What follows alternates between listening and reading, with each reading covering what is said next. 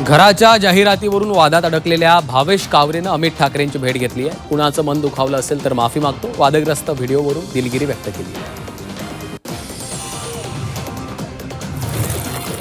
उदय सामंतांनी भास्कर जाधव यांची भेट घेतली आहे. दोन्ही नेत्यांच्या भेटीमुळे कोकणातील राजकारणात चर्चेला उधाण आलेलं आहे.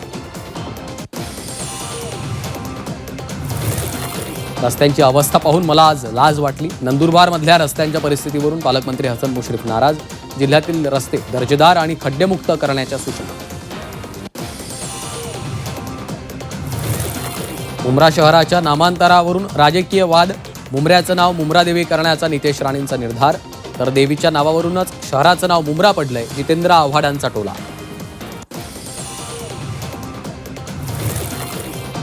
मंदिर सुशोभीकरण कामासाठी सिद्धिविनायक मंदिराचे एक प्रवेशद्वार बंद करणार. प्रवेशद्वार बंद करण्याला शिवसेना युबीटीचा विरोध.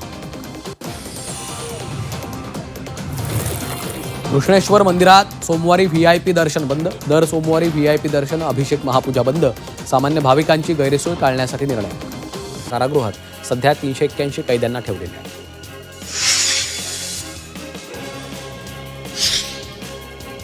शनी शिंगणापूरमधील शनिदेवाच्या मूर्तीवर अभिषेकासाठी भेसळयुक्त तेलाची विक्री होत असल्याचा संशय आहे. राष्ट्रीय श्रीराम संघाने मंदिर परिसरामध्ये भेसळयुक्त तेल विक्री होत असावी असा दावा केला. त्यामुळे एफडीएला विनंती करून तेलाची गुणवत्ता तपासण्याचं आवाहन करणार असल्याचं मंदिर प्रशासनाकडून सांगण्यात आलं आहे.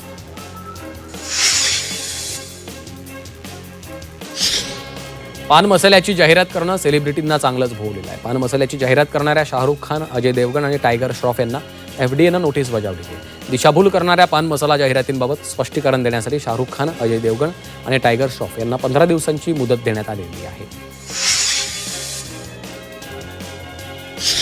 साताऱ्यातील केसुर्डी गावात अज्ञात व्यक्तीनं मुदत संपलेलं बिस्किट आणि चॉकलेटचं पॅकेट उघड्यावर फेकल्याचा प्रकार घडला.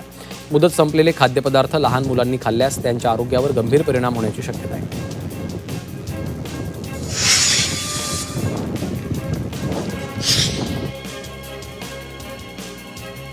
खड्ड्यांपाठोपाठ गुंडगिरीनं चाकणचे उद्योजक त्रस्त असल्याचं बोललं जातं. 2 दिवसांपूर्वी एका कंपनीतल्या कर्मचाऱ्याला माथाडीच्या मुद्द्यावरून बेदम मारहाण झाली. या मारहाणीची घटना सीसीटीव्हीत कैद झालेली आहे.